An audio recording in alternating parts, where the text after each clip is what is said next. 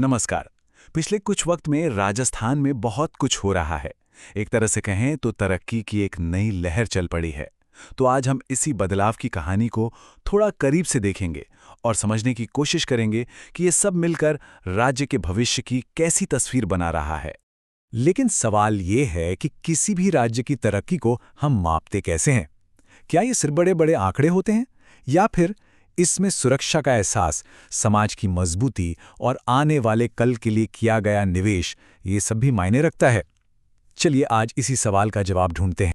तो चलिए शुरू करते हैं सबसे पहली और सबसे जरूरी चीज से, सुरक्षा।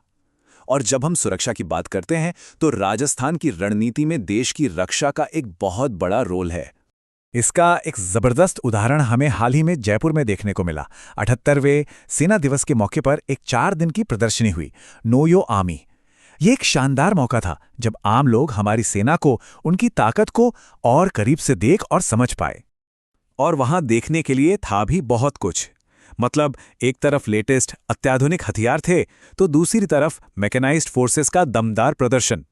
और तो और आसमान से छलांग लगाते स्काई डाइवर्स और डॉग स्क्वाड के हैरत अंगेज डेमो भी थे।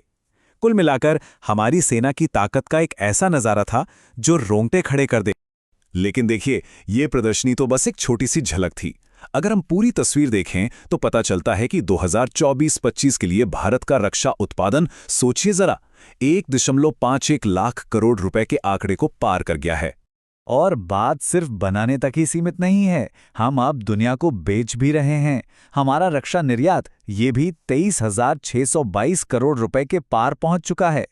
ये आंकड़े साफ साफ बता रहे हैं कि भारत अब डिफेंस के मामले में एक ग्लोबल पावर बनकर उभर रहा है।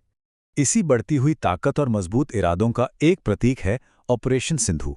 देखिए, ये सिर्फ एक मिलिट्री ऑपरेशन का नाम नहीं है, ये आतंकवाद के खिलाफ भारत के जीरो टॉलरेंस वाले कड़े रुख का ऐलान है। ये दिखाता है कि भारत अब चुपचाप बैठकर इंतजार नहीं करता, बल्कि खतरे को उसकी जड़ से खत्म करने के लिए आगे बढ़कर कदम उठाता है। तो ये तो हुई देश की सीमाओं की सुरक्षा की बात। अब जरा देश के अंदर यानी हमारे समाज की सुरक्षा पर आते हैं, क्योंकि एक सुरक्षित समाज के लिए एक मॉडर्न और असरदार पुलिस फोर्स का होना बेहद जरूरी है। और इस मामले में राजस्थान ने कुछ वाकई कमाल के नतीजे दिखाए हैं। ये आंकड़े देखिए, ये खुद अपनी कहानी कह रहे हैं। जैसा कि इस चार्ट में साफ है, राज्य में टोटल क्राइम में 15% की कमी आई है, हत्या जैसे गंभीर अपराध में 25% की गिरावट और लूट की घटनाओं में तो सीधी सीधी 50% की कमी। ये जमीन पर हुई असरदार पुलिसिंग के ठोस सबूत हैं। और इतनी बड़ी कामयाबी के पीछे की वजह है बेहतरीन ट्रेनिंग। यूं ही नहीं, राजस्थान पुलिस एकेडमी को पूरे देश के पुलिस ट्रेनिंग संस्थानों में पहला नंबर मिला है। ये बताता है कि यह क्वालिटी पर कितना ज्यादा फोकस है। अब पुलिसिंग को और बेहतर बनाने के लिए टेक्नोलॉजी का भी खूब इस्तेमाल हो रहा है, जैसे ई-विजिटर्स पोर्टल। इससे थानों में आना जाना आसान हो गया है। या फिर E0 FIR, जिससे कहीं भी हुए अपराध की रिपोर्ट लिखवाना अब पहले से कहीं ज्यादा सरल है। मतलब टेक्नोलॉजी आम आदमी की मदद के लिए आगे आ रही है। हाँ, और इन सारी कोशिशों के पीछे एक मजबूत फाइनेंशियल बैकिंग भी है। ये कोई हवाई बातें नहीं हैं। पुलिस को मॉडर्न बनाने के लिए 200 करोड़ रुपए और साइबर क्राइम जैसी नई चुनौतियों से निपटने के लिए सरदार पटेल सेंटर को 350 करोड़ रुपए का बजट दिया गया है। ये एक बड़ा निवेश है, एक सुरक्षित भविष्य के लिए। अच्छा, अब सुरक्षा से आगे बढ़कर बात करते हैं राजस्थान की रणनीति के तीसरे और शायद सबसे अहम पिलर की, और वो है युवा शक्ति। क्योंकि किसी भी राज्य का भविष्य तो उसकी युवा पीढ़ी ही तय करती है। इसी सोच के साथ 29वें राष्ट्रीय युवा महोत्सव के मौके पर एक नई शुरुआत हुई है, राजस्थान यूथ आइकॉन अवार्ड। इसमें 1 लाख रुपए का पुरस्कार भी है। इसका सीधा सा मकसद है राज्य के टैलेंटेड युवाओं को पहचानना, उनके काम को सराहना और उन्हें सम्मानित करना।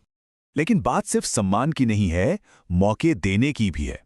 एक तरफ अवार्ड्स हैं तो दूसरी तरफ 92,000 से भी ज्यादा सरकारी नौकरियां दी जा चुकी हैं। तो एक तरह से ये डबल अप्रोच है, पहचान भी और अवसर भी। युवाओं को सिस्टम के और करीब लाने के लिए एक और बढ़िया पहल की गई है। इसमें स्टूडेंट्स को लोकल पुलिस स्टेशन का टूर कराया जाता है। वहां वे पुलिस के काम करने का तरीका समझते हैं, नए कानूनों के बारे में जानते हैं। साथ ही ड्रग्स और रोड सेफ्टी जैसे जरूरी सामाजिक मुद्दों पर भी उन्हें जागरूक किया जाता है। तो हमने बात की रक्षा की, अंदरूनी सुरक्षा की और युवा शक्ति की। अब अगर इन सारे धागों को एक साथ जोड़कर देखें तो एक बड़ी और खूबसूरत तस्वीर सामने आती है। एक ऐसे समग्र विकास की तस्वीर जिसके केंद्र में हर नागरिक का कल्याण है। और इस तस्वीर में सेवा और बलिदान का सम्मान सबसे ऊपर है। मिसाल के तौर पर दूसरे विश्व युद्ध के उन सैनिकों और उनकी विधवाओं की पेंशन 10,000 से बढ़ाकर 15,000 रुपये कर दी गई जिन्हें पेंशन नहीं मिलती थी। 43 स्कूलों के नाम हमारे शहीदों के नाम पर रखे गए और पुलवामा के शहीदों के परिवारों को घर बनाने के लिए 750 बीघा जमीन दी गई। देखिए, ये सिर्फ सरकारी घोषणाएं नहीं हैं, ये उन लोगों के प्रति एक गहरा आभार है जिन्होंने देश के लिए अपना सब कुछ न्यौछावर कर दिया। और हाँ, समग्र विकास का मतलब सिर्फ सड़कें और बिल्डिंग्स नहीं होता। इसका मतलब समाज के सांस्कृतिक और आध्यात्मिक ताने बाने को भी मजबूत करना है। जयपुर में जो ये हनुमान महायज्ञ हुआ, जिसमें खुद मुख्यमंत्री भी शामिल हुए, ये इसी सोच का एक प्रतीक है। तो आखिर में लौटकर हम उसी सवाल पर आते हैं। सैन्य ताकत से लेकर पुलिस मॉडर्नाइजेशन, युवा सशक्तिकरण से लेकर बलिदानियों का सम्मान, ये सारे कदम मिलकर राजस्थान के भविष्य की कौन सी कहानी लिख रहे हैं? ये एक ऐसा सवाल है जिसका जवाब आने वाला वक्त देगा, लेकिन जिसकी नींव आज रखी जा रही है।